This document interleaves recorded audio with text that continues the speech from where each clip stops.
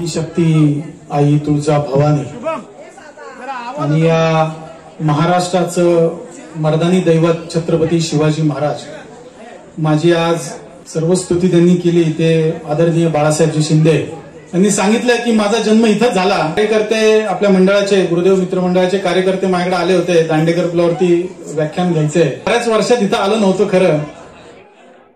मी या गल्ली बोळात फिरलो बरं का. माझं सगळं शिक्षण साने गुरुजी रावसाहेब पटवर्धन इथं झालं आणि त्या सगळ्या गमती जमती इथं त्या मध्ये क्रिकेटचं मैदान जे होतं त्या मैदानात खेळलेलं आहे. माझा मित्र विनोद शिंदे तो आता ऑस्ट्रेलियाला असतो. गणेश गायकवाड रावडे म्हणून इथे एक होता माझा मित्र, तो वारला. अशा खूप जुन्या आठवणी खरं आहेत. आमची चुलती इथं आहे. आम्ही 10 बहीण भावंडांमध्ये छोटीशी खोली होती. त्या छोट्याशा खोलीमध्ये म्हणजे पळायलाही जागा नाही, पळलं तर भिंतीला धडकू, अशा त्या सगळ्या खोल्यांमध्ये आमचं सगळं बालपण गेलं. आज मला इथे बोलवलंय तर तो व्याख्यानाचा विषय आहे आजादी के दिवाने. शिवाजी महाराजांनी खूप लोकांना प्रेरणा दिली. त्या प्रेरणांपैकी एक जी लोक आहेत तर ती आहे आजादी के दिवाने म्हणतो आपण की एक क्रांतिकारक. त्या क्रांतिकारकांनी देखील इथे फार मोठं काम केलं. आपल्याला भारत स्वतंत्र झाला, आज आपण स्वातंत्र्यात आहोत, त्यामुळे आपल्याला पारतंत्र्याची किंमत नाही. म्हणजे आपण बोलू शकतो, मांडू शकतो, आपला विचार मांडू शकतो, पण पारतंत्र्य म्हणजे काय की जर समजा इथे ब्रिटिश असते, ब्रिटिशांचं शासन असतं आणि जर त्यांनी सांगितलं असतं की आता एक जण येत आहेत आणि तुम्हाला सांगतायत काही गोष्टी, तुम्ही शांत चित्ताने ऐकून घ्यायचं. जर कोणी बोललं तर त्यांना इथं चापकानी फटके दिले जातील. तर ते खरंच चापकानी फटके द्यायचे बरं का. म्हणजे जो बोलेल त्याला इथं समोर आणायचे आणि 10 चापकाचे फटके दिले जायचे.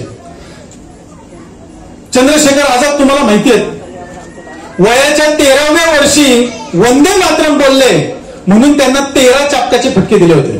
किती? 13. आणि ते चापकाचे फटके असे दिले जायचे की दोन्ही हात आणि दोन्ही पाय असे रस्त्यावरती बांधले जायचे. तिथं अशी लाकडी तिकटीने असायची, त्या तिकटीनेला वरती दोन्ही हात, खाली दोन्ही पाय बांधायचे. ही जी काही चड्डी घातली ती चड्डी खाली सोडायची आणि इथं बरोबर चापकानी फटके दिले जायचे, काठीने फटके दिले जायचे. अशी सामूहिक शिक्षा असायची, सामूहिक. एक चापकाचा फटका दिला ना की तो चापकानी तो परत येताना 2-3 कातडी सोडलेली असायची. आणि अशा 13 चापकाच्या फटक्यांनी काय होत असेल त्याचा विचार करा तुम्ही. असे हे सगळे त्यांनी त्यावेळी ठरवलं की बाबा मी जिवंत कधी या ब्रिटिशांच्या हाती सापडणार नाही.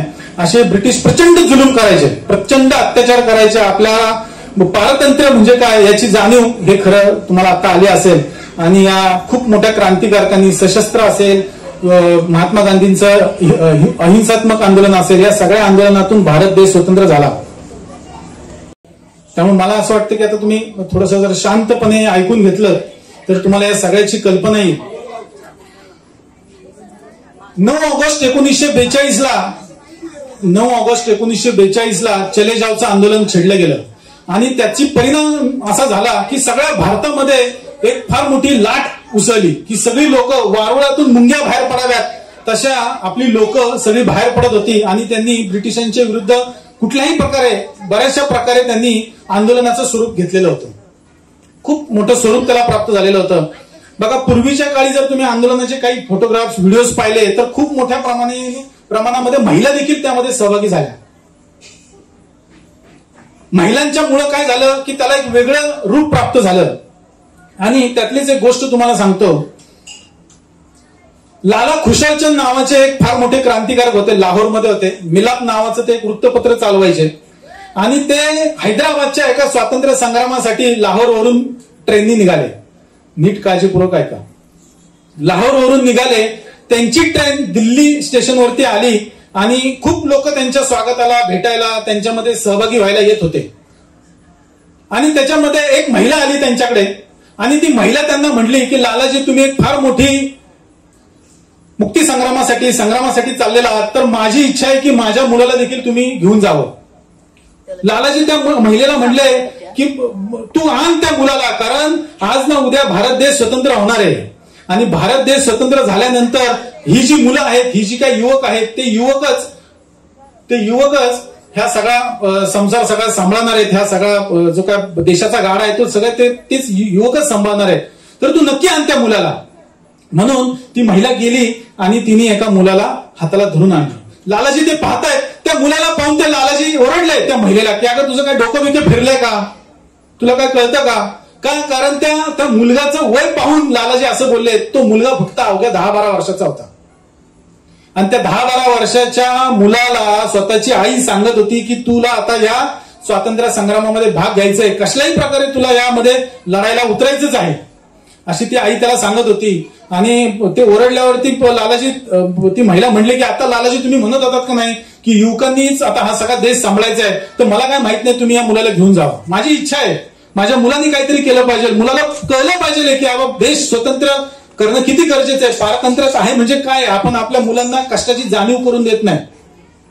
आम्ही आज बाळासाहेबांनी सांगितलं की आज मी काय काय केलं, ते का केलं, कारण मला कष्टाची जाणीव होती. माझ्या आईवडिलांनी केलेल्या कष्टाची जाणीव मला होती म्हणून मी हे करू शकलो. आपण काय करतोय, मुलांना फार मोठ्या पंखांच्या हाताखाली पायाखाली ठेवतोय, त्यामुळे त्यांना त्या कष्टाची जाणीव नाही. त्या कष्टाची जाणीव तुला होणं गरजेचं आहे, त्यामुळे तू जा, माझी इच्छा आहे तू जा. मग ती कशी बशी त्या मुलाला ती सोडलं आणि ती निघून गेली बाई. मग लालाजी त्या मुलाला घेतलं, हाताला धरलं आणि त्या ट्रेनमध्ये बसले. ते लाहोरला आले, त्या हैदराबादला आले. हैदराबादला आल्यावरतीच खाली उतरताना ह्या सगळ्या इंग्रजांनी त्यांना धरलं, या सगळ्या क्रांतिकारकांनी तुरुंगात टाकून दिलं. इकडे लक्ष द्या, तुरुंगात टाकून दिलं. आणि तुरुंगात टाकल्यानंतर एक 5-6 महिने झाल्यानंतर लालाजींना कोणीतरी सांगितलं की तो जो मुलगा आहे तो त्या लहान मुलाची तब्येत फार खराब आहे, तो सारखा आई आई आई आई असं करतोय, तो तापाने फणफणलाय आणि तो जेलर काय त्याकडे लक्ष द्यायला तयार नाही. लालाजीने पत्र पाठवलं त्या जेलरला की जर त्या मुलाचं काही बरं वाईट झालं, एकतर तू त्याला तुरुंगामध्ये ठेवायलाच नव्हतं पाहिजे, बाल सुधारगृहात ठेवायला पाहिजे होतं. त्या 18 वर्ष पूर्ण नाही येतो, तर तू त्याच्यावरती एवढी जबरदस्ती काय केली. जर त्याला काय झालं तर त्याची सगळीची जबाबदारी तुझी असेल. आता त्या जेलर घाबरला, त्याला कळलं की अरे आपल्याकडून चूक झाली, सगळ्यांसहित त्याला पण ठेवलंय आणि तो आता तापाने खरं फणफणलाय आणि ही जर बातमी बाहेर कळली तर माझी फार नाचक्की होईल, सगळीकडे माझी नाचक्की होईल. म्हणून मग त्यांनी कसं बसं काही 2-4 माणसं गोळा केली आणि त्यांना सांगितलं की बाबा त्याच्या आईला शोधून आणा. मग ते सगळे गेले त्या दिल्ली स्टेशनवरती, त्याच्या आईला बघितलं, त्या आईला घेऊन आले. त्या आईला घेऊन आले आणि त्या आईला त्या जेलरने सांगितलं की तू मला काय कागद लिहून दे की तुझ्या मुलाचा या स्वातंत्र्य जे काही लोक आलेली आहेत त्या लोकांशी काही संबंध नाही. जर असं तू लिहून दिलंस तर मी तुझ्या मुलाला सोडते. ती आई म्हटली मी असं बिलकुल लिहून देणार नाही. तो या स्वातंत्र्याच्या युद्धामध्ये भाग घेण्यासाठीच आलेला आहे, तर काही झालं तरी चालेल पण मी असं खोटं लिहून देणार नाही. बघ म्हणले तुझा मुलगा मुकल नाही, तसं नाही होणार, तुम्ही तरी त्याला सोडा, कारण तो 18 वर्ष पूर्ण नाहीये. पण एवढी विनंती होऊन देखील तो काय जेलरने काय ऐकलं नाही. ती आई बाहेर त्याचा टाव फोडत होती मुलाचा तुरुंगाच्या बाहेरून, आणि तो तुरुंगामध्ये मुलगा आई आई आई असं त्याचा सारखा जग चालू होता, तापाने फणफणलेला होता. 2-3 दिवस झाल्यानंतर तो त्या तुरुंगामध्येच मेल्यावर का मुलगा. त्या जेलरनी शेवटी ते शव त्याला द्यायला पाहिजे आईकडे, पण त्या आईकडे दिल्यानंतर तर त्याची फार गाजावाजा होईल म्हणून त्यांनी त्या मुलाला त्या तुरुंगातच दफन केलं. आणि त्याची जी कपडे होती ती कपडे त्या आईच्या तोंडावरती फेकली. ते म्हटले चल तुझं आता पोरगं मेलं, तू निघ इथून. ती रडत रडत रडत कशी बशी ती आई माऊली ती दिल्ली स्टेशनवरती आली. एक 6 महिने 8 महिने गेले आणि इथं संपत नाही हे सगळं. ते 6-8 महिने संपल्यानंतर हे सगळे तुरुंगातले जे क्रांतिकारक आहेत ते सगळे क्रांतिकारक सुटले आणि त्यांनी त्या ट्रेनमध्ये बसून ते पुन्हा लाहोरला आपल्या घरी निघाले. ती ट्रेन पुन्हा त्या दिल्ली स्टेशनवरती आल्यानंतर जे आपले लाला खुशालचंद आहेत त्या लाला खुशालचंदांनी पाहिलं त्या स्टेशनवरती ती बाई बसलेली. ती बाई बसलेली पाहिली आणि त्यांना ते पटकन आठवलं की काय झालंय ते, आणि ते पटकन त्यांनी तिथे उडी मारली आणि त्या बाईजवळ गेले आणि त्या बाईला ओरडले, बघ तुला मी सांगत होतो की तू मुलाला पाठवू नकोस, काय झालं ते बघितलंस का. ते लालाजींचे शब्द ऐकून त्या माऊलीच्या डोळ्यामध्ये घळाघळा अश्रू व्हायला लागले, हुंकी द्यायला लागली, ती रडायला लागली खूप. मग लालाजींना वाईट वाटलं की ती रडती म्हणून. तू काळजी करू नको, मला 4 मुलं आहेत, कुठलाही मुलगा माग मी तो तुला देईन, मी तुला तो देईन, तो तुला आईसारखं सांभाळेल, तुला अजिबात कशाची कमी करून देणार नाही. ती बाई म्हणले की लालाजी मी यासाठी नाही रडले की मला आता कोणी सांभाळायला नाही म्हणून, मी यासाठी रडले की मला देशासाठी बलिदान देण्यासाठी एकच मुलगा होता, दुसरा मुलगा नाही म्हणून मला रडायला. ह्या अशा आई होत्या म्हणून भारत देश स्वतंत्र झाला बरं का. आणि अशा आई आता आपण कुठेतरी विसरत चाललोय, कारण देशाला आता सांभाळणारा, देशाला नवीन दिशा देणारा आता कोण राहिलंच नाही. तर ह्या सगळ्या 1942च्या या स्वातंत्र्य संग्रामामध्ये खूप लोकांनी योगदान दिलं, खूप लोकांनी प्राणार्पण केलं. त्या ज्या लोकांनी प्राणार्पण केलं त्या प्राणार्पणपैकी काही जणांची मी तुम्हाला इथे माहिती सांगणार आहे. जी लोक तुम्हाला माहितीच नाहीत ना, आपल्याला साधारण क्रांतिकारक म्हणले ना की भगतसिंग, सुखदेव, राजगुरू, चंद्रशेखर आझाद, महात्मा गांधी, सावरकर, ही सगळी, लोकमान्य टिळक, ही सगळी लोक माहिती असतात. पण त्यापेक्षाही खूप, म्हणजे मी 4000 क्रांतिकारकांचा अभ्यास करून आझादी के दिवानी नावाचा ग्रंथ लिहिलाय. 1857 ते 1947 पर्यंत ब्रिटिशांशी जे लढताना हुतात्मा झाले त्यांचा अभ्यास करून आपण ते पुस्तक लिहिलंय. ते पुस्तकाचा फोटो तुम्हाला नंतर दाखवेल. बघा, आता आपल्याला माहिती आहे की मला हा व्यक्ती गोळ्या घालेल, तरी देखील छाती पुढे करून वंदे मातरम बोलायची ताकद या क्रांतिकारकांमधून कुठून आली हे आपण खरं लक्षात घेतलं पाहिजे. या क्रांतिकारकांपैकीच हे क्रांतिकारक शेर अली, हुतात्मा शेर अली, हे वहाबी पठाण होते. 1857चा जो स्वातंत्र्य संग्राम आहे ना, त्या संग्रामामध्ये खूप जणांनी हुतात्मापण पत्करले.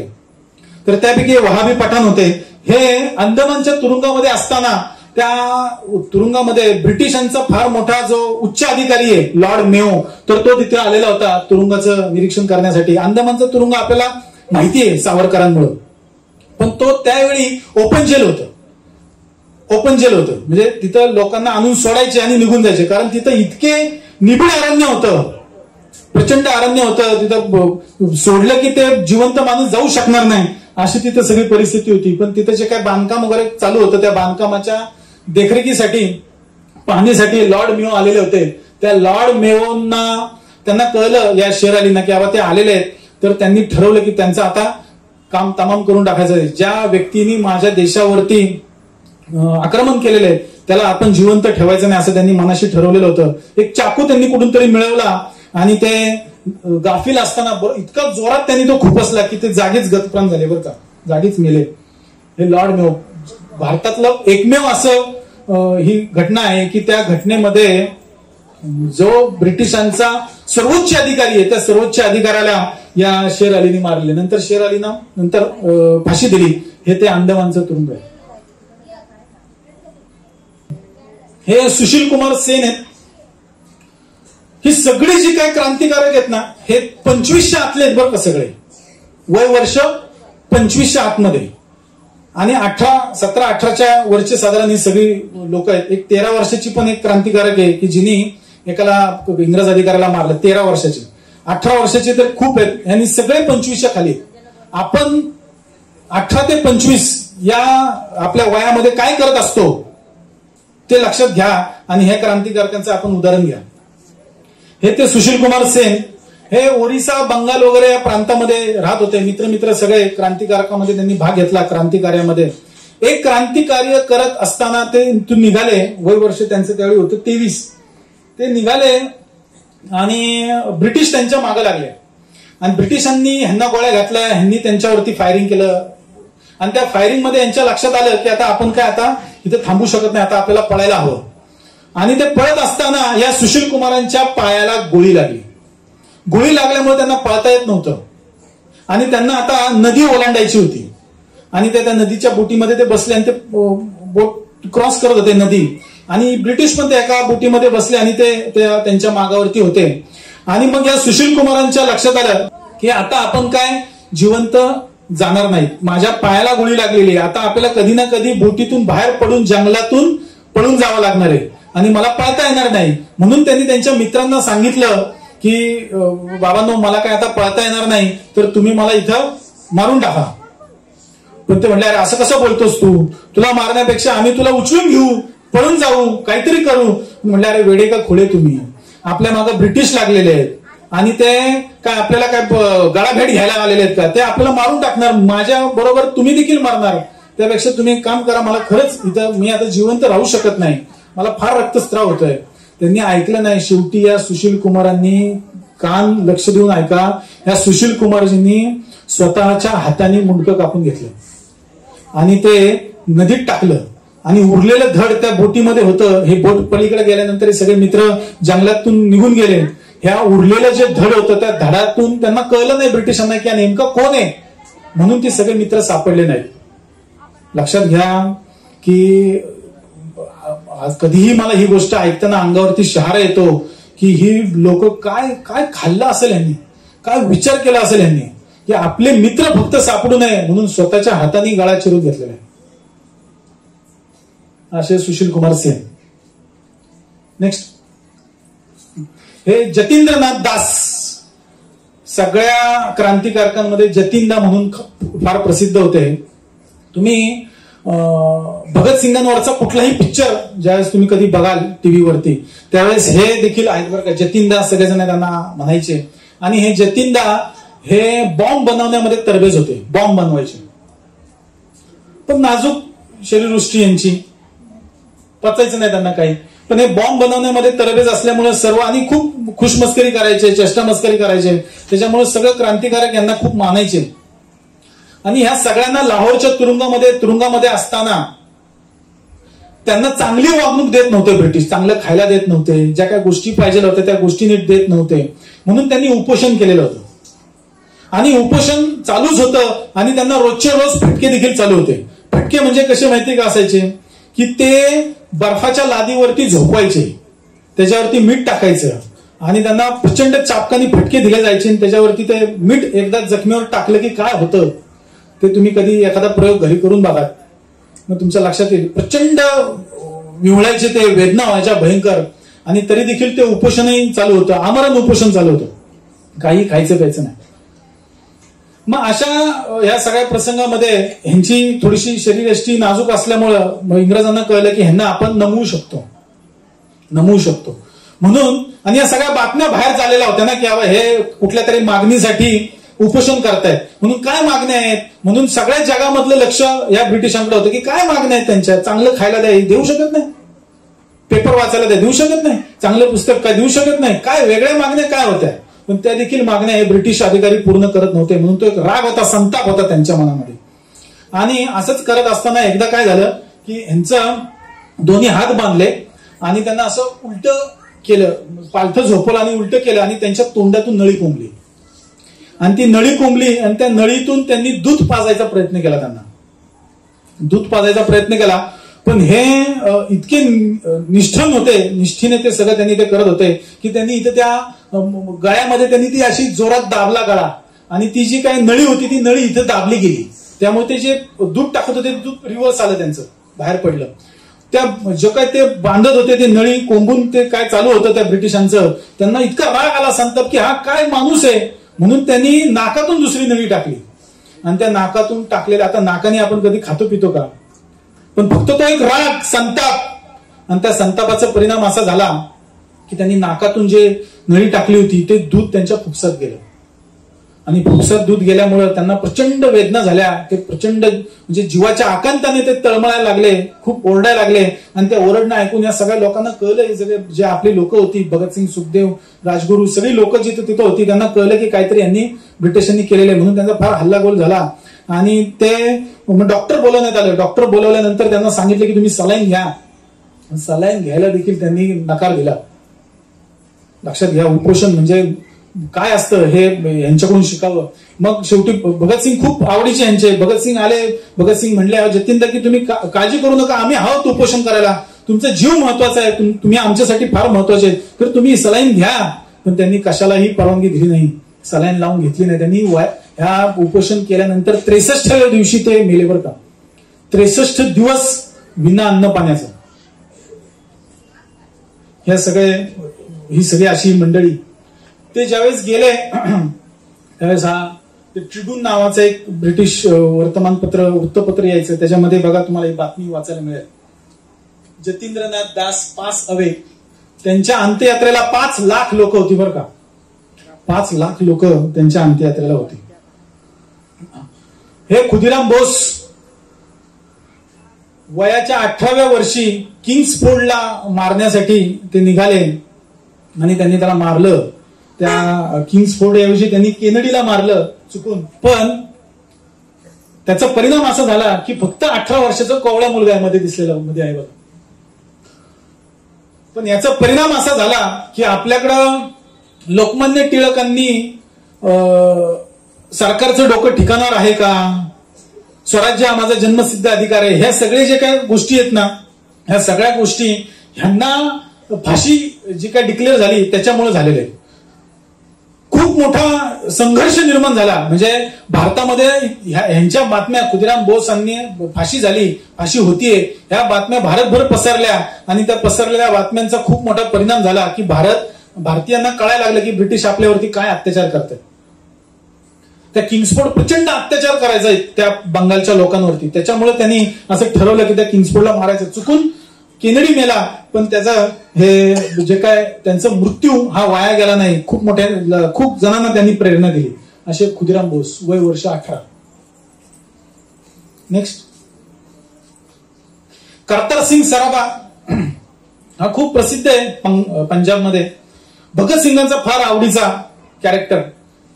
भगतसिंग ज्यावेळेस हुतात्मा झाले त्या सगळ्या काळामध्ये ह्या करतार सिंगांचा फोटो खिशामध्ये असायचा बरं का. अशाच एका क्रांतिकार्यामध्ये भाग घेत असताना ते पकडले गेले आणि त्यांना फाशी डिक्लेअर झाली. आई वडील नव्हते, आजोबांनी सांभाळ केलेला होता यांचा. आणि फाशी डिक्लेअर झाल्यावरती आजोबा त्यांना भेटायला आले, रडायला लागले की करतार क्या हुआ है, क्या हुआ, तुम माफी मांगो, तुम छूट जाओगे. आणि ते रडत होते. ते आजोबांना म्हटले की आप मत रो. त्यांचं एक वाक्य फार प्रसिद्ध आहे की मैं मुडमुड इस देश वास्ते मैं मुडमुड मरांगा, इस देश वास्ते मैं मुडमुड जन्मांगा. म्हणजे जर मी मेलो नाही तर मी पुन्हा जन्म कसा घेणार. या भारताच्या स्वातंत्र्यासाठी मी पुन्हा मरणार आणि पुन्हा जन्म घेणार आणि या ब्रिटिशांना इथून हाकलून देणार. अशी सगळी लोक आपल्या इथं होती. म्हणून भारत हा स्वतंत्र झाला बरं का. 19व्या वर्षी फाशी गेले. हे मुसाई सिंग, मगाशी मी तुम्हाला अंदमानचं सांगितलं. अंदमानच्या तुरुंगामध्ये 50 वर्षाची काळ्या पाण्याची शिक्षा व्हायची. काळ्या पाण्याची शिक्षा म्हणजे 50 वर्ष तिथे काढायची. सावरकरांना तर 2 काळ्या पाण्याची शिक्षा झाल्यात, म्हणजे 100 वर्ष तिथंच तुरुंगातच. असा एकही माणूस नाही मुसाई सिंग सोडून की जो तिथं शिक्षा भोगून परत आलेला आहे. शिक्षा भोगून परत आलेला व्यक्तीच नाही. फक्त मुसाई सिंग हे एकमेव क्रांतिकारक आहेत की जे या सगळ्यामध्ये त्यांनी अंदमानची काळ्या पाण्याची शिक्षा भोगितली आणि परत आले. पण त्यांचा काहीच ठाव ठिकाणा लागला नाही असे मुसाई सिंग. मग एक फार मोठी घटना तुम्हाला सांगतो, एक 2-3 घटना. आता या क्रांतिकारकांनी काय काय काम केलं तुम्हाला सांगतो. पण ह्या घटना नेमक्या कशा घडायच्या, क्रांतिकार्य नेमकं कसं घडायचं, काय असायचं, काय ते थ्रिल असायचं, ते थ्रिल तुम्हाला सांगतो. म्हणजे तुम्हाला त्यातलं महत्व कळेल. एक ब्रिटिश राजा एडवर्ड त्याचं नाव बहुतेक, तर तो राज्यारोहणाचा कार्यक्रम त्याचा होता. तो राज्यावरती बसला. आता तुम्हाला आठवलं असेल बघा की एक ब्रिटनची राणी मध्यंतरी मिली, एलिझाबेथ. मग तिचा मुलगा जो आहे तर तो राजा झाला. त्या राजाचा फार मोठा कार्यक्रम, राज्यारोहणाचा कार्यक्रम तिथं पार पडला. तर असाच राज्यारोहणाचा कार्यक्रम हा इंग्लंडमध्ये पार पडला आणि त्यांनी तसाच इंग्लंड ज्यांच्यावरती राज्य करतो त्या सगळ्या ठिकाणी त्यांनी फार मोठी एक शोभायात्रा काढायचं ठरवलं. साधारण 50 पेक्षा जास्त देशांवरती ब्रिटन राज्य करायचं बरं का त्यावेळी. 50 पेक्षा जास्त देश. आणि ब्रिटनचं जर आपण आकारमान काढलं अख्ख्या जगाच्या नकाशामध्ये तर ते ठिपकं एवढं आहे. आणि निम्म्यापेक्षा जास्त जगावरती त्यांनी राज्य केलेले आहे. लक्षात घ्या. कित्येक अधिकाऱ्यांनी असं म्हणून ठेवलेलं आहे आपल्याकडच्या राज्यकर्त्यांनी की आपण एकत्र सगळ्या लोकांनी ठरवलं की या लोकांना फुंकायचं तरी उडून जातील. एकत्र थुंकायचं ठरवलं तरी ते आपल्या थुंकीतून ते वाहून जातील. इतकी आपली लोकसंख्या होती त्यावेळी. आणि इतक्या कमी संख्येने ब्रिटिश आलेले होते. एका प्रॅक्टिकली शक्य नाही. पण मी सांगायचा मुद्दा काय की एवढ्या मोठ्या संख्येने असून देखील ते ब्रिटिश आपल्यावरती राज्य करत होते आणि जुलूम करत होते, सहन करत होते. आपली सहनशीलता प्रचंड महान आहे आणि त्याच्यामुळेच ह्या सगळ्या क्रांतिकारकांचं महत्व फार मोठं आहे. आणि त्या राजाचं राज्यारोहणाचा कार्यक्रम होत असताना त्या राजाचा एक प्रतिनिधी राजाचा प्रतिनिधी म्हणून एक लॉर्ड हार्डिंग्ज नावाचा एक व्यक्ती, फार मोठा ब्रिटिश अधिकारी, तो दिल्लीमध्ये आलेला होता. आणि त्या दिल्लीच्या शोभायात्रा त्यावेळी निघणार होती आणि त्या शोभायात्रेवरती बॉम्ब टाकायचं काम या सगळ्या लोकांनी ठरवलं. त्यामध्ये प्रमुख होते रासबिहारी बोस. यांचं नाव तुम्ही जर ऐकलं असेल नसेल मला माहित नाही, असेल तरी आझाद हिंद सेना तुम्हाला नाव माहिती का? त्याची स्थापना कोणी केली माहिती का? सुभाषचंद्र बोस. पण आझाद हिंद सेना सुभाष बाबूंना सोपवली या रासबिहारींनी, बरं का. या रासबिहारींचं फार मोठं काम आहे पण पडद्यामागं आहे. आणि ते रासबिहारी ब्रिटिशांकडेच नोकरीला होते, लक्षात घ्या. ब्रिटिशांकडे डेहराडूनला एक फार मोठी संस्था आहे, त्या संस्थेमध्ये कामाला होते आणि ते नंतर जपानला गेले आणि जपानमध्ये ते मृत्युमुखी पडले, बरं का. असे हे रासबिहारी बोस. आणि दुसरे एक हे मास्टर आमिरचंद होते. त्याच्यामध्ये ते हे दोघ जण त्यामध्ये मुख्य होते. हे मास्टर आमिरचंद आहेत ना, तर ते शिक्षक होते, त्या गावामध्ये शिकवायचे मुलांना, खूप प्रसिद्ध. पण ते कुरूप दिसायचे म्हणून त्यांना लोक बंदर मास्टर म्हणायचे. काय म्हणायचे? ठीक आहे काय बंदर मास्टर म्हणायचे, कुरूप दिसायचे म्हणून. सगळ्या कुठल्या गावातल्या बंदर मास्टर कुठे, तर ते हे बंदर मास्टर, हे असे मास्टर आमिरचंद. आणि त्याच्यामध्ये हे तिघ जण त्यांनी फार मोठा रोल घेतला. वसंत कुमार विश्वास, अवध बिहारी आणि भाई बाल मुकुंद. हे वसंत कुमार विश्वास आहेत ना, हे अत्यंत हुशार, हेर खात्यामध्ये एकदम तरबेज आणि वेश बदलण्यामध्ये एकदम तरबेज. ह्यांनीच तो बॉम्ब टाकला. तो बॉम्ब महिलेचा वेश घालून टाकला, त्यामुळे त्यांना कुणीच ओळखलं नाही. हे भाई बाल मुकुंद आहेत, फार घरचं श्रीमंत,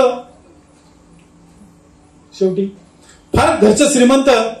आणि वडिलांना असं वाटलं की बाबा आपला मुलगा काय आता वाया जातोय, म्हणजे बाहेर टपोरीगिरी करत असेल, त्यावेळी ही टपोरीगिरीच, पण काय देशासाठी काहीतरी करतोय हे महत्वाचं नव्हतं. म्हणून त्या वडिलांनी असं ठरवलं की आता मुलाचं लग्न लावावं. मुलाचं लग्न लावायचं म्हणून त्यांना फार श्रीमंत होते.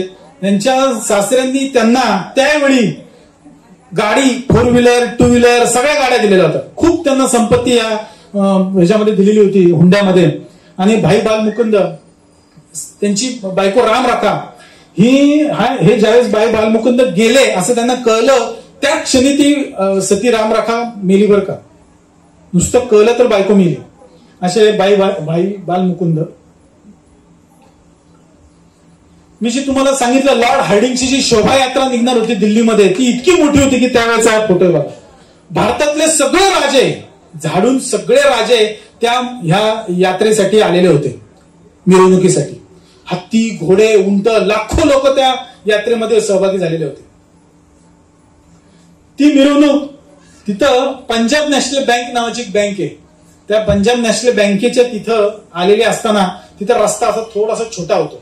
इथं पाहिलं तुम्ही रस्ता किती मोठा आहे, तिथं तसा रस्ता छोटा होतो. तिथं ती सगळी जागा त्यांनी निवडली की बरोबर कुठं आपल्याला रस्ता नॅरो होतोय, त्या नॅरो रस्त्या छोटा रस्ता होते, त्या छोट्या रस्त्यावरून त्यांना बॉम्ब टाकायचा. त्यांनी ती जागा ठरवली. दुसऱ्या मजल्यावरती बँकेच्या वरती छतावरती जाऊन बसले. सगळीच लोक तिथं बसलेली होती आजूबाजूला, ती सगळी यात्रा बघण्यासाठी, हौशी नवशी गवशी सगळे. आणि ते सगळे बसलेले असताना त्यांनी ठरवलं की इथून बरोबर बॉम्ब टाकायचा. ती मिरवणूक पुढे आली.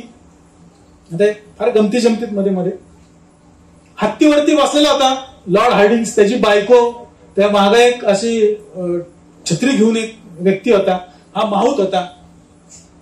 आणि त्या हत्तीवरती बरोबर बॉम्ब टाकायचं ठरलं. आपले जे वसंत कुमार विश्वास आहेत, त्या वसंत कुमार विश्वासांनी बरोबर त्या नेम धरून त्या हत्तीवरती बॉम्ब टाकला. तो हा जो माहूत आहे तो लांब जाऊन पडला, तो मेला. हत्ती फार मोठा जखमी झाला. हे दोघं नवरा बायको देखील खाली पडले. ह्याला फार लागलं पण तो जिवंत आहे, बरं का, जिवंत राहिला. पण तो हत्ती देखील फार जखमी झाला भयंकर. पण त्या लॉर्ड हार्डिंग्स वरती बॉम्ब टाकल्यामुळं त्याचा परिणाम असा झाला की हे भारतीय लोक काय डेंजर आहेत, काय करतील याचा नेम नाही. त्या एवढ्या मोठ्या राजाचा प्रतिनिधी असलेल्या लॉर्ड हार्डिंग्स वरती बॉम्ब टाकायचं काम या क्रांतिकारकांनी केलं. त्यामुळे ब्रिटिशांची सगळं डोकं त्यांचं सगळं खराब झालं आणि त्यांनी ते ठरवलं की या सगळ्या लोकांना हुडकून काढायचं. सगळ्यांना फाशी झाली, सगळ्यांनाच फाशी झाल्या. फक्त जे बोस आहेत आपले रासबिहारी बोस, ते तिथून निसटले आणि ते नंतर जपानलाच नंतर सापडले. अजून एक तुम्हाला एक घटना सांगतो. ही घटना मला फार महत्वाची वाटते. या घटनेमुळे मला फार प्रेरणा मिळाली. ज्या क्रांतिकारकांना माझ्या मनामध्ये फार मोठं स्थान आहे. त्यापैकी एक चंद्रशेखर आझाद आणि हे जे दुसरे आहेत विनय कृष्ण बोस.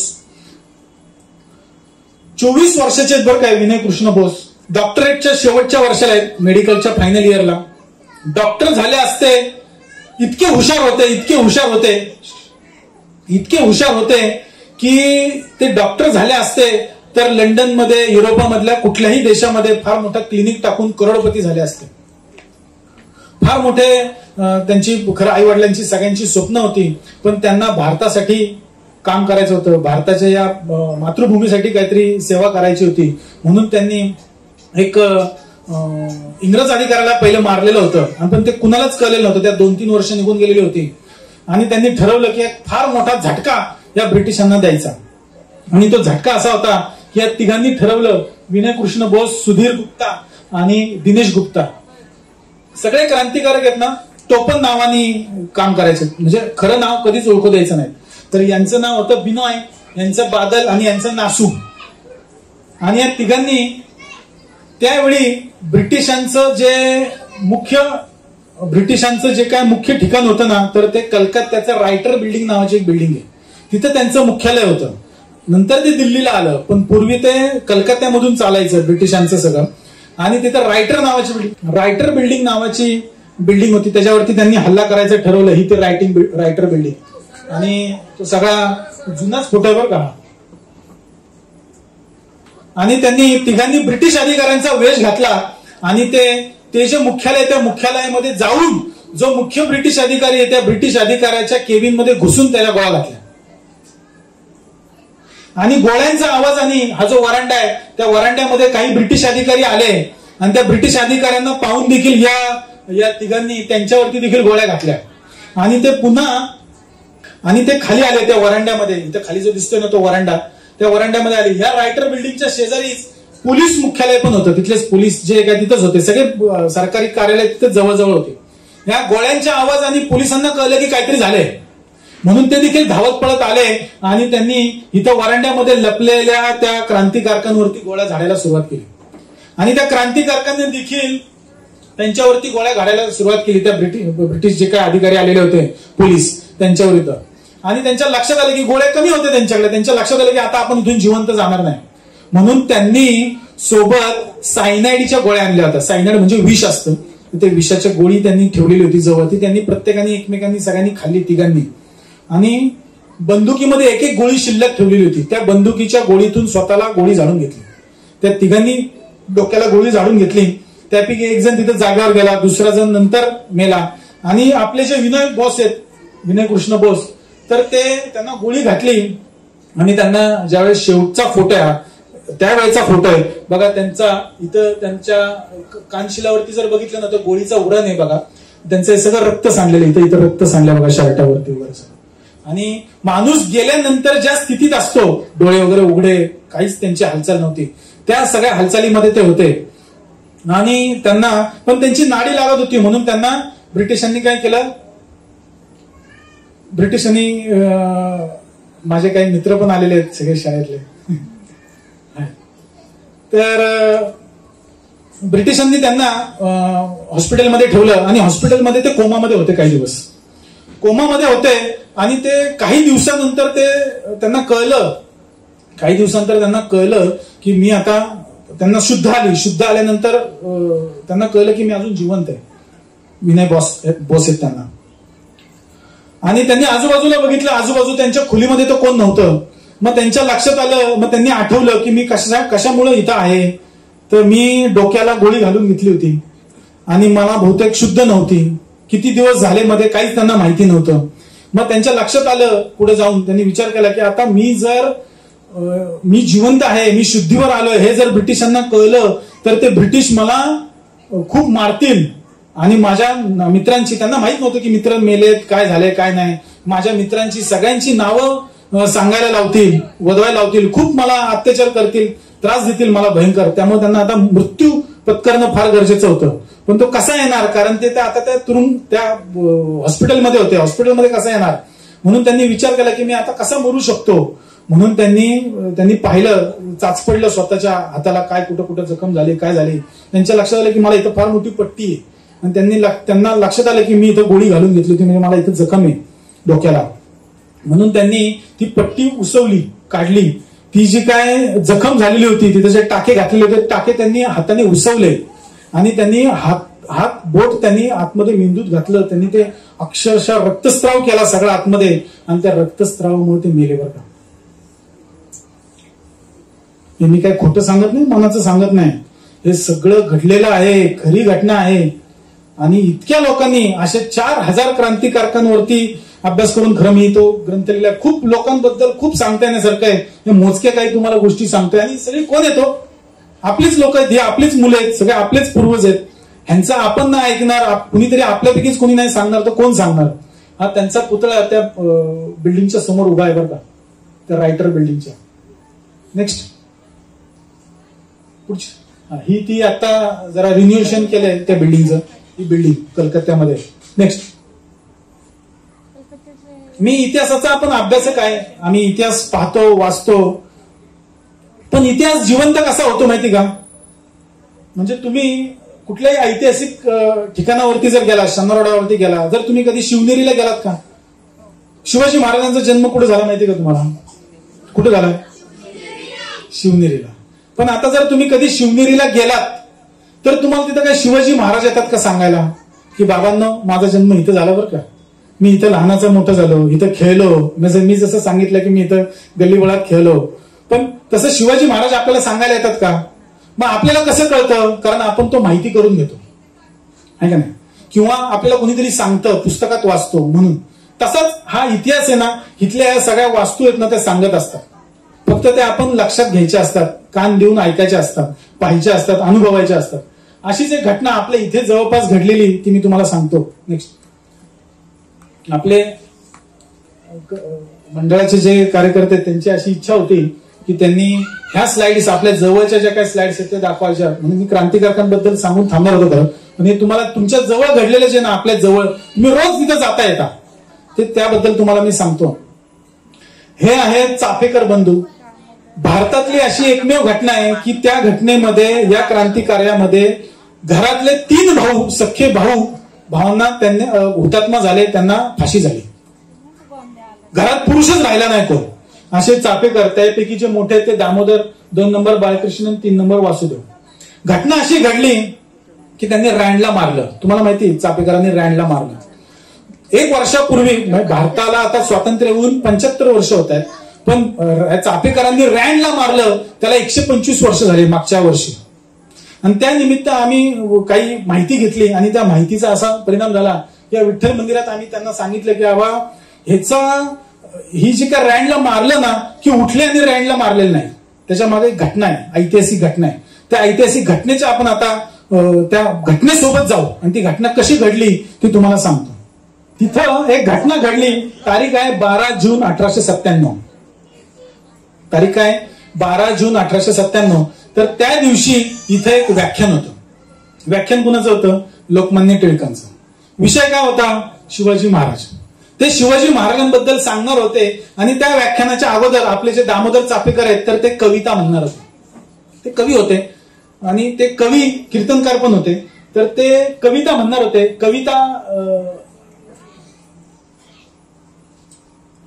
कविता अशी होती, फार मोठी कविता आहे. काय होती काय विषाद वक्र नयने पाही परस्त्री कुणी, म्यानातून हजारो तीक्ष्ण असी का बाहेर येत्या क्षणी.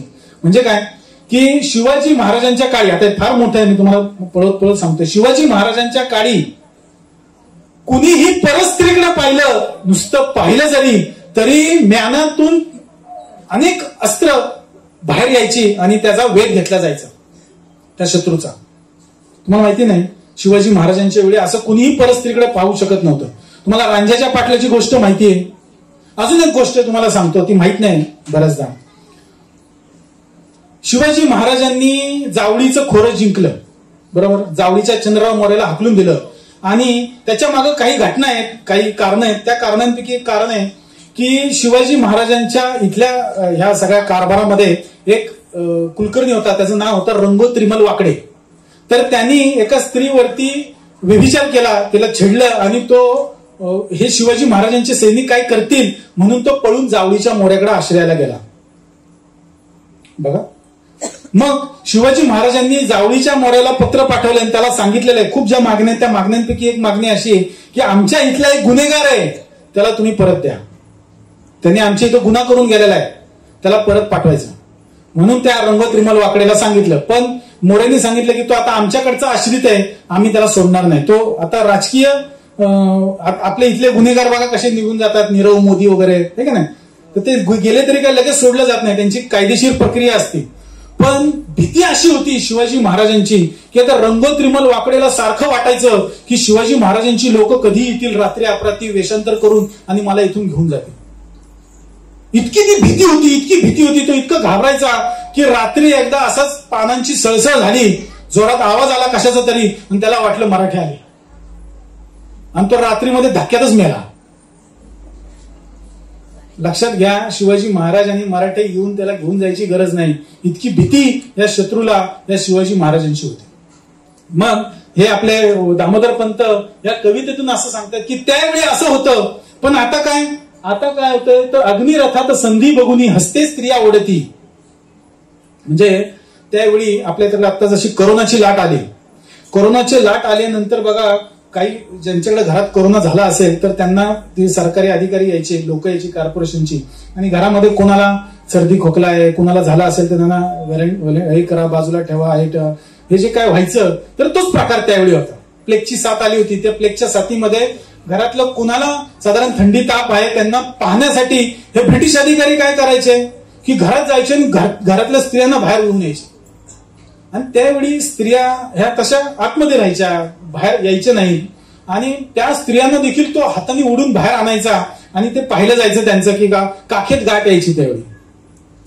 आणि हे असं सहन होत नव्हतं त्यावेळीच सांगतो मी 125 वर्षापूर्वीच. मग हे दामोदर पंत पुढे म्हणतात की षंडांनो करीतो कसे सहन हे लावून द्या दती. म्हणजे तुम्ही सगळे षंड आहात, तुम्ही सहन कसं करता, असं त्यांनी कविता छानपैकी भारदस्त म्हटली. कविता संपली. लोकमान्य टिळक व्याख्यानाला उभे राहिले. लोकमान्य टिळकांचं व्याख्यान संपलं. लोकमान्य टिळक जाताना त्यांनी सांगितलं की दामोदररावांना बोलून घ्या. दामोदरराव आल्यानंतर त्यांनी लोकमान्य टिळकांनी दामोदररावांना विचारलं की दामोदरराव तुम्ही सगळ्यांना षंड बोललात, तुम्ही आम्हाला षंड बोललात बरोबर आहे, पण तुम्ही काय केलं अजूनपर्यंत? तुम्ही जर असं बोलत नसता तर रँड अजून एवढा जिवंत नसता, तुम्ही सगळी कविता म्हणायच्या अगोदरच रँड मेला पाहिजे होता. मग त्या दामोदररावांना कळलं की आता आपल्याला लोकमान्यांनी काहीतरी आदेश दिलेला आहे. लोकमान्यांचं नाव त्यावेळेस फार मोठं होतं. त्यांनी आदेश दिलेला आहे आणि त्यांनी ठरवलं की आता रँडला मारायचं. हे ज्यावेळेस व्याख्यान झालं त्याची तारीख आहे 12 जून. किती? आणि रँडला मारले त्याची तारीख आहे 22 जून. बरोबर 10 दिवसात तो मेलेला आहे. 10 दिवसात मध्ये 2-3 वेळा तो तसा सापडला, पण त्याला मारायचा काही चान्स मिळाला नाही म्हणून तो तसा जिवंत राहिला. पण त्याला नंतर ह्यांनी मारलं. ते 22 जूनला गव्हर्नर हाऊसला राणी, जी ब्रिटनची राणी होती, तिचा हिरक महोत्सव होता. त्या हिरक महोत्सवानिमित्त सगळ्या ब्रिटिश ज्या वसाहती होत्या तिथे फार मोठा कार्यक्रम होता. आणि त्यानिमित्त पुण्याचं गव्हर्नर हाऊस ना, जे आजचं पुणे विद्यापीठ आहे, तुम्ही कधी पुणे विद्यापीठात गेलात ना तर ती जी मुख्य इमारत आहे ना ती ब्रिटिशांनी बांधलेली बरं का. तर ती हे ते गव्हर्नर हाऊस त्यावेळी होतं. आणि त्या गव्हर्नर हाऊस वरून हे सगळे ब्रिटिश अधिकारी फार मोठा कार्यक्रम होऊन परत येणार होते.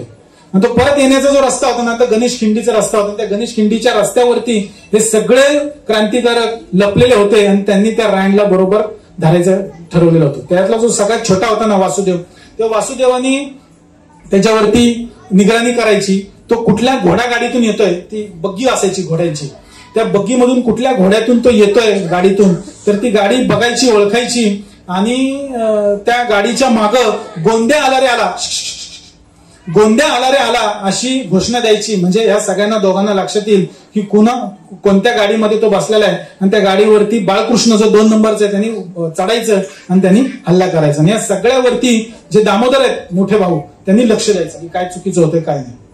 लक्षात आलं? ही ती रोड गणेश खिंडीचा पुणे विद्यापीठाकडे जातो ना आपण, तो रस्ता तुम्हाला ओळखू आला का? काय आला? सगळं जंगल तर आहे, असं थोडीच आहे आत्ताच. हे 22 जून 1897 वार होता, मंगळवार. त्या मंगळवारी रात्री तो कार्यक्रम होत असताना फार मोठे फटाके वगैरे उडवले जात होते. त्या फटाक्यांचा आवाज फार होता. त्या फटाक्यांच्या आवाजामुळे तो गोळ्यांचे आवाज काही कळलेच नाही. ते सगळे घोडे आले आणि गोंद्या आला रे आल्याची अशी घोषणा आली आणि ते बाळकृष्ण थोडासा उतावळी, लहान नेतो ती सगळी, 19 वर्षाची पोरं आहे ती सगळी, 19-20 वर्षाची. आणि ते त्या एका गाडीवरती उभे राहिले आणि त्यांनी एका ब्रिटिश अधिकारी जो होता त्याच्या मागं, घोडागाडी तुम्ही पाहिली का सारसबागेत कधी गेलात ना, आवर्जून बसा.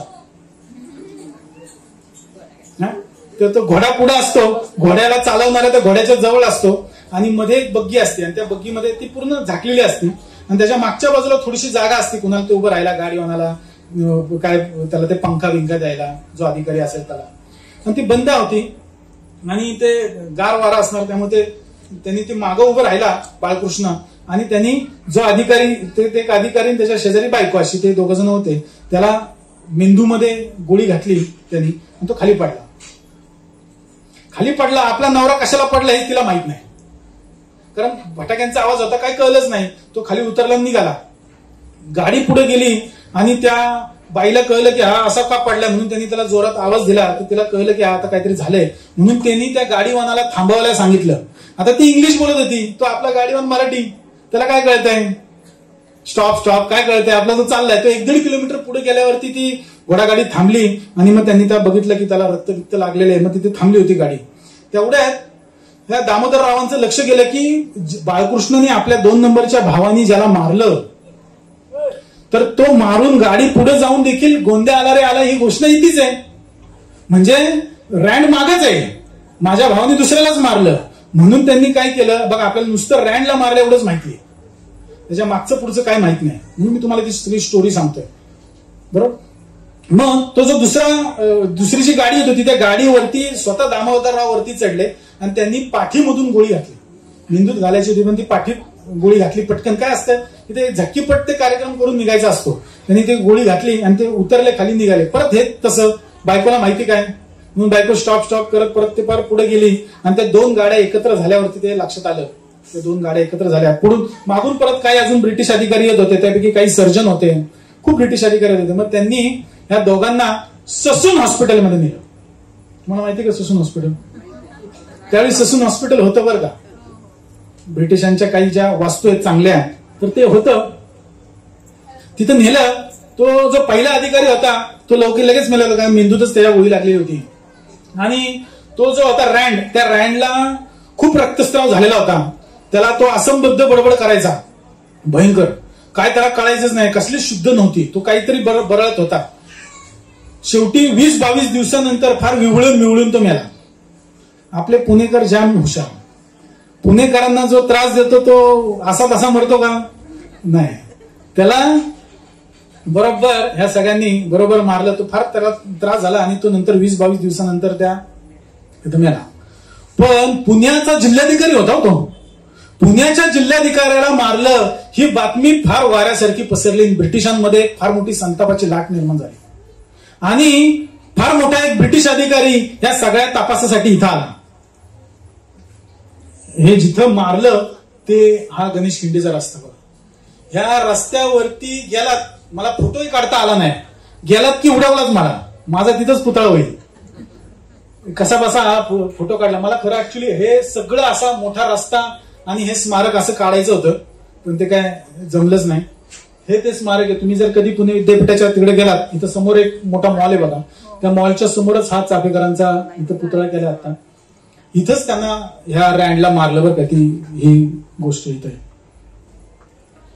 मग झालं असं की तो जो ब्रिटिश अधिकारी आयर्स त्याचं नाव होतं, तो इथं आला आणि त्यांनी या सगळ्यांना कोण होतं हे सापडलंच नव्हतं, कुणी मारलं, कारण कुणी सांगायलाच तयार नाही.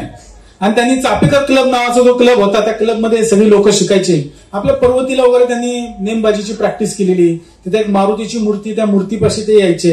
मी तुम्हाला नंतर दाखवलं सगळं काय काय ते कुठं असायचे, कुठं होते. आणि त्याच्यामध्ये एक द्रविड नावाचा त्यांच्यासोबत एक मित्र होता तिथेच राहणारा सदाशिव पेठेत.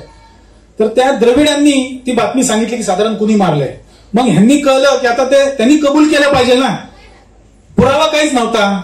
म्हणून त्यांनी दामोदरराव मुंबईला होते आणि त्यांनी दामोदररावांना बोलून घेतलं. त्यांनी तिथे पराक्रम केलेला. तर दामोदररावांनी काय केलं, तिथं राणी व्हिक्टोरियाचा पुतळा आहे, त्या पुतळ्याला काय केलं, एका रात्री गेले आणि त्या रात्री चपलांचा हार घालून आले आणि डांबर घेतलं, त्या डांबर अख्खं फाटून टाकलं त्या पुतळ्याला. असे उपद्व्यापी सगळे ते. आणि मग ते कळलंच नाही कोणी केलं ते. मग त्यांनी ते शेवटी त्यांना बोलावलं आणि त्यांना सांगितलं. त्या अधिकाऱ्यांनी त्याला फार फसवलं म्हणजे दामोदररावांना की सांगितलं की बाबा तुम्ही इतकं महान काम केलेलं आहे, तुम्ही कशाला माघार घेता, तुम्ही कबूल करा गुन्हा, मी तुम्हाला तुमच्या बायकोला पेन्शन देतो. त्यांना बायकोनी एक मुलगी होती, 2-3 वर्षाची मुलगी होती, लहान होती मुलगी. तुमच्या बायकोला पेन्शन देतो. अरे तुम्ही इतकं मोठं काम केलं की आम्ही तुमचा पुतळा करू. कायच्या काही त्यांनी त्याला सांगितलं फक्त कबूल करण्यासाठी, गुन्हा कबूल करण्यासाठी. मग त्यांनी गुन्हा कबूल केला. त्याच रात्री लगेच त्यांनी ते मॅजिस्ट्रेटकडे नेलं. ते सांगितलं की गुन्हा कबूल आहे. लगेच त्यांनी ते सगळ्या सह्या घेतल्या आणि त्यांना इथं तुरुंगात आणण्यात आलं. हे फरासखाना पोलीस स्टेशन आहे ना आपल्या इथं. तर ते पुणे पोलीस आयुक्त कार्यालय हे त्यावेळी तिथं हे होतं बरं का. पुण्याचं मुख्य पोलीस आयुक्त हे फरासखान्यामध्ये होते. तिथं वरती या तुरुंग आहे, ह्या तुरुंगामध्ये त्यांना ठेवण्यात आलं. हा त्यावेळेचा तुरुंग आहे बरं का. तुम्ही म्हणाल मी आत्ताचा तुरुंग बिरुंग काय दाखवत नाही, आता तो नाहीच आहे तसा. पोलीस काय येऊनच देत नाही तिथं. ते म्हणतात काहीतरी गुन्हा करा मग जावा तिथं बघायला. आता काय गुन्हा करायचा. येरावडा जेल. मग नंतर ह्या सगळ्यांना फाशी झाली. ती इथे येरावडा जेलमध्ये, इथंच त्यांना फाशी झाली तिघांना. आणि तिथं त्यांना आणण्यात आलं. मग हे इथं आणण्यात आलं आणि त्यांना ती फाशी झाली. मोठ्या भावाला फाशी झाली होती ह्या आपल्या दामोदररावांना. आणि 2 नंबरचं जो बाळकृष्ण आणि हे सगळे वासुदेव सगळे फरार होते. पण मोठ्या भावाला फाशी झाली म्हणून त्यांना फार करमत नव्हतं. म्हणून त्या बाळकृष्ण साधारण कळलं की आता आपल्याला जायला पाहिजे. आणि ते कुठे होते माहिती का, कर्नाटकात गदग नावाचा एक प्रांत आहे, त्या गदगमध्ये ते होते. त्यांना गदगमधून पकडलं आणि त्यांना आलं आणि त्यांनाही फाशी दिली. 3 नंबरचे जे भाऊ आहेत ना, ते त्यांचा प्रत्यक्षात तसा काही सहभाग नव्हता. तर हे वासुदेव चाफेकर हे आणि त्यांचे मित्र आहेत हे महादेव रानडे, खंडू विष्णू साठे, हे सगळे एक 18, 19, 20 वर्षाची मुलं आहेत सगळी, 3 जण मित्र. आणि हे बाहेरच होते 3 जण. वासुदेव चाफेकरांचा तसा त्यामध्ये काही सहभाग नव्हता, त्यामुळे ते बाहेर होते आणि त्यांची चौकशी चालू होती. आणि त्या 3घांना रोजच्या रोज त्या फरासखाना पोलीस स्टेशनमध्ये ते बोलवायचे. आणि तिथं जो पोलीस अधिकारी होता ना, ब्रुईन नावाचा, तो फार क्रूर होता. आणि तो पांडू हवालदार नावाचा एक हवालदार होता, फेमस, प्रसिद्ध. आणि तो फार आपल्या लोकांना फार छळायचा, फार त्रास द्यायचा. म्हणून ह्या सगळ्यांनी ठरवलं की त्याला चांगला चोप द्यायचा त्या पांडू हवालदारला. पण तो एकदा 2दा सापडलाच नाही, तो तसा निसटला. पण शेवटी काय झालं की 3घांना एकदा चौकशीला बोलवलं होतं. आणि मध्ये दरम्यान असं झालं की ज्यांच्यामुळं आमचे भाऊ पकडले गेले, तर तो द्रविड जे आहेत ते द्रविड सुटलेले होते, 2 भाऊ. आणि ते खुन्या मुरलीधराच्या मंदिराच्या समोर हा वाडा होता, द्रविडांचा वाडा म्हणून. तर तो वाडा काय पाडला आता काहीच नाही तिथं, बिल्डिंग आहे तिथं. पण तिथं ते राहायला होते. आणि इथं जर तुम्हाला हे लाईटीचे खांब दिसतात बघा, हे लाईटीचे खांब, तर त्या लाईटीच्या खांबाच्या मध्ये त्याला बोलवण्यात आलं. हे गेले आणि त्यांनी साधारण ब्रिटिशांचं साधारण हे घातलेलं होतं अधिकाऱ्यांचं. आणि त्यांनी सांगितलं की बाबा तुमच्या भावाला द्रविडांना बोलवलंय पांडू हवालदाराने, म्हणून तुम्ही या खाली. म्हणून ते 2 जण भाऊ खाली आले. 2 जण भाऊ खाली आले आणि त्यांनी ते पुढे गेलेले असताना त्या 2 खांबांच्या मध्ये अंधार जिथं होता, त्या अंधारामध्ये त्यांना गोळ्या घातल्या त्या 2 भावांना. ज्यांच्यामुळं ह्या फुतिरू करून माझे भाऊ पकडले गेले, त्या 2 भावांना मारण्यात आलं तिथं. आणि ते बरोबर 9 वाजता शानोरडावरती घंटा वाजायची जोरात. त्या घंटेच्या वेळी त्यांना बरोबर मारण्यात आलं. आणि तिथं अंधार होता, त्यामुळे ते काही कळलंच नाही कोणी मारलं, ते पळाले तिथून. पण त्या ब्रुईनला लक्षात आलं, त्या पोलिसला आणि पांडू हवालदारांना, की हे बहुतेक या 3घांचंच काम आहे. म्हणून त्या 3घांना तुरुंगामध्ये बोलवलं चौकशीसाठी. ते खुन्या मुरलीधर मंदिर बघा असं दिसतंय.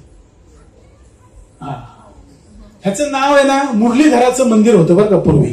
तिथं जो खून झाला या द्रविडांचा, त्याच्यामुळे याचं नाव काय पडलं, खुन्या मुरलीधर मंदिर, कृष्णाची मूर्ती.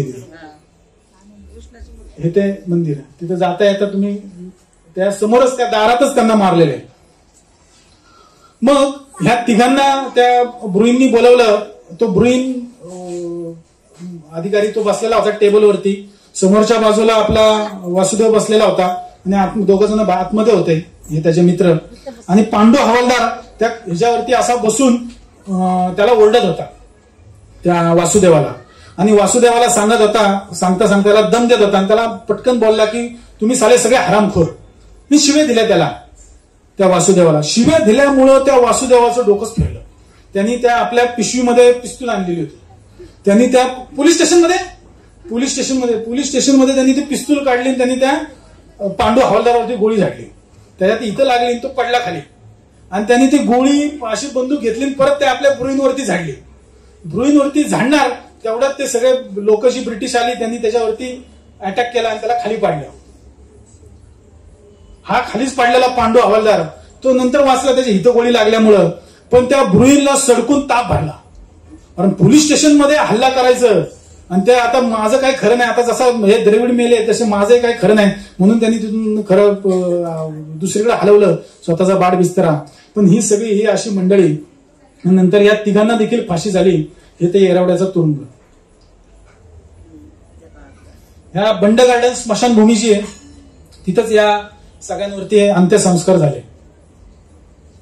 हा तो चापेकरांचा वाडा, त्यांच्या चुलत्याचा वाडा आहे बरं का. तसा त्यांचा काही तसा संबंध नाही, पण ते कुठे राहिला होते तुम्हाला दाखवतो. चापेकर हा काय माहिती, त्या नागनाथ पाराच्या इथं कोपऱ्यावरती जो वाडा दिसतो ना तुम्हाला, एक बिल्डिंग, तिथं ते राहिला होते बरं का चापेकर.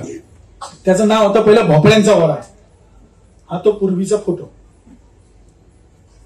नेक्स्ट पुढचं हा बघा, हे तो पार दिसतोय झाड, ते इथं ते मंदिर, हा तो वाडा भोपळ्यांचा वाडा. तिथं ते राहिला होते आणि नंतर इथूनच त्यांना फाशी झाली. सगळ्या गोष्टी इथंच झाल्या. तिथंच शेजारी असलेल्या एका विहिरीमध्ये त्यांनी सगळी शस्त्र टाकली.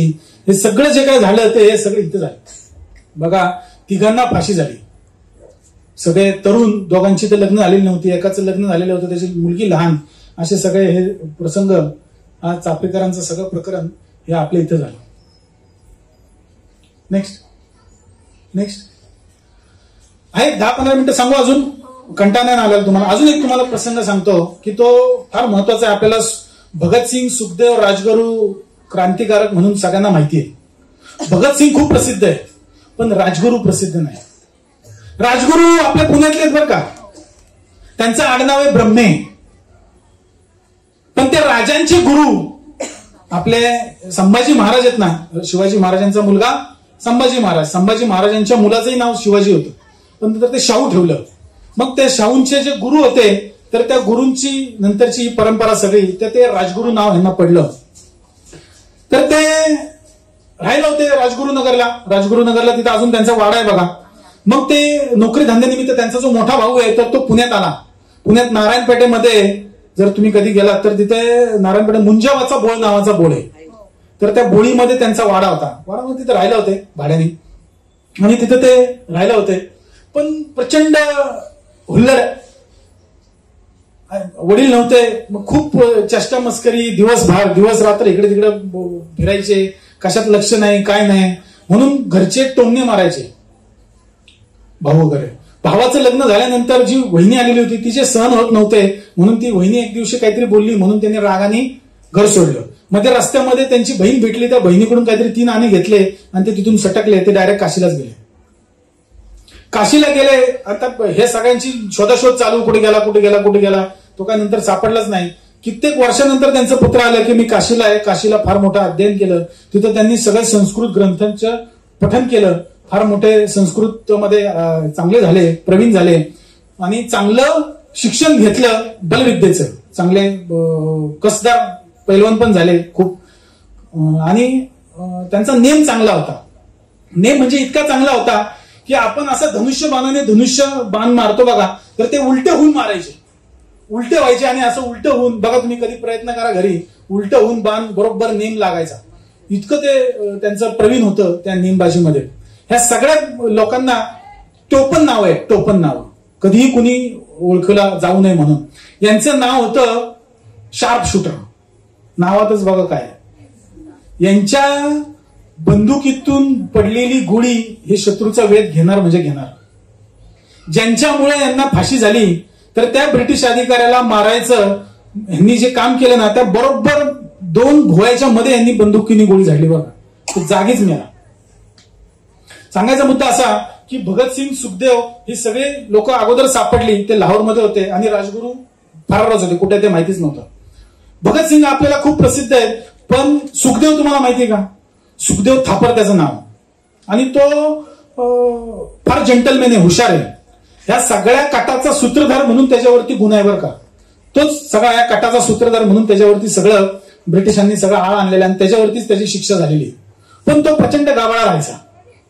गावाळा असं इथे हे उघडं, पाया चपलेचा सँडल केलेला, सँडलचे शूज केलेला, असं काहीतरी ते गावाळा राहायचा खूप. पण समोरचा माणूस एकदम टापटीप लागायचा मित्र.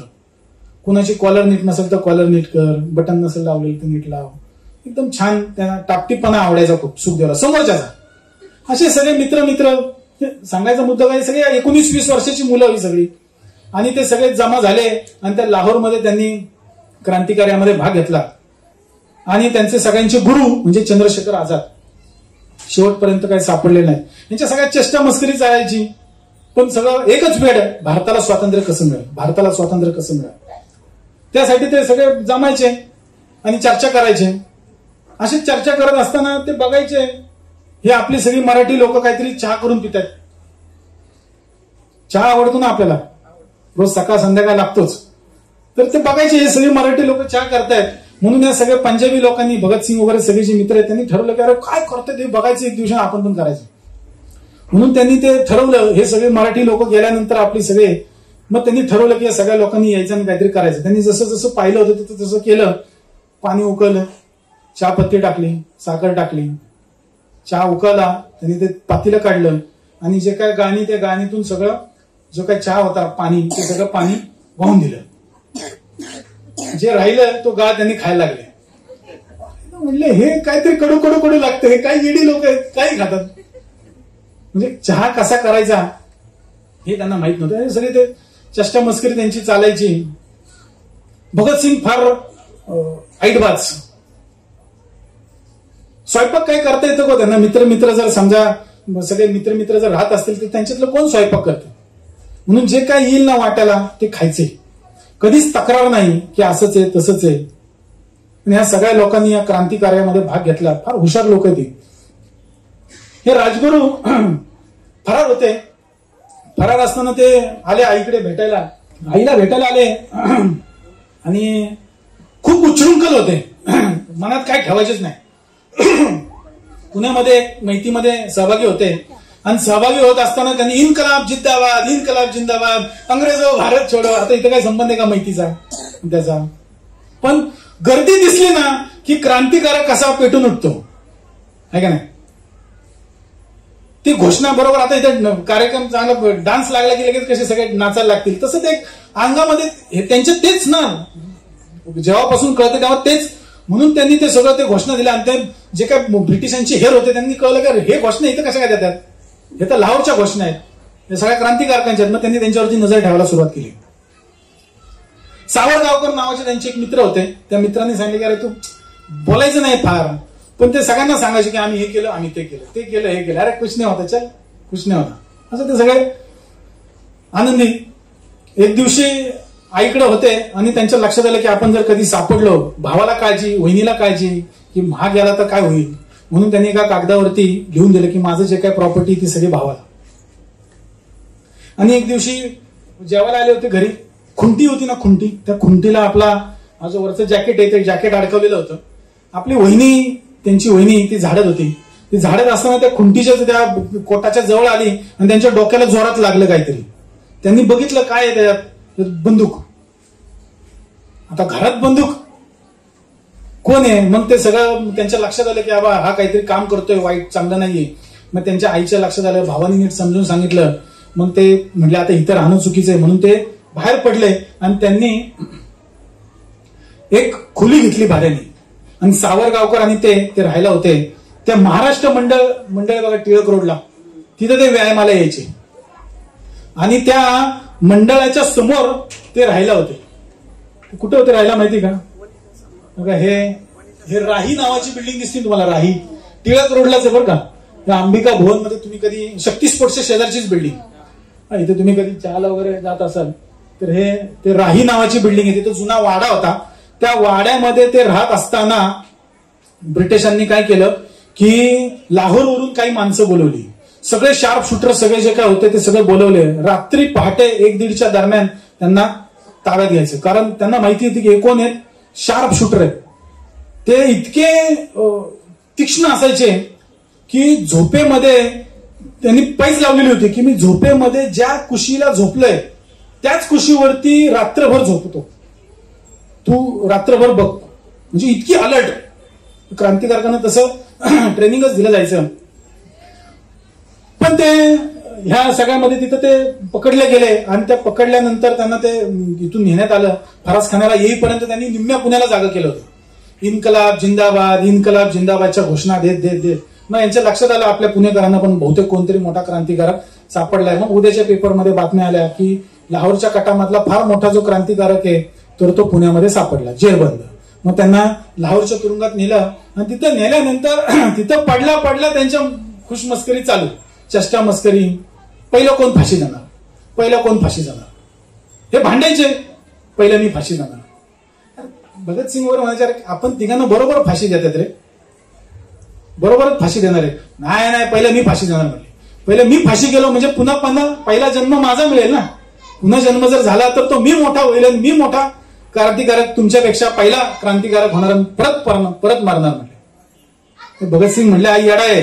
ते गळ्यामध्ये ते टाकतात ना काळं वस्त्र, ते काळं वस्त्र पण वरती घेऊन बघेल की कुणाला फाशी देते. अशा सगळ्या त्या चेष्टा मस्करी त्यांच्या चालायच्या आणि नंतर त्यांना अटक केली आणि त्यांना फाशी झाली. हे सगळे इथं राहायला होते. या क्रांतिकारकांच्या खूप गोष्टी आहेत, घटना आहेत. आता मला वाटतंय मी खूप सांगितलं. आता माझ्याबद्दल थोडंसं सांगतो की ह्या पुस्तकाबद्दल. ह्या ग्रंथामध्ये आमचे गुरु आहेत प्रमोद मारुती मांडे, तर त्यांनी 146 क्रांतिकारकांची फोटोंसह माहिती दिलेली होती.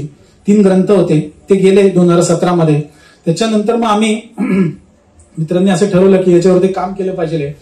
त्याच्यावरती आम्ही ते पुस्तक सगळं तिन्ही एकत्र केलं आणि त्या ग्रंथामध्ये, या ग्रंथामध्ये 146 क्रांतिकारकांची फोटोंसह माहिती, 800 क्रांतिकारकांचे दुर्मिळ फोटोज आहेत आणि 4000 क्रांतिकारक जे ब्रिटिशांशी लढताना हुतात्मा झाले त्या क्रांतिकारकांची जन्म मृत्यूची यादी या ग्रंथामध्ये आहे.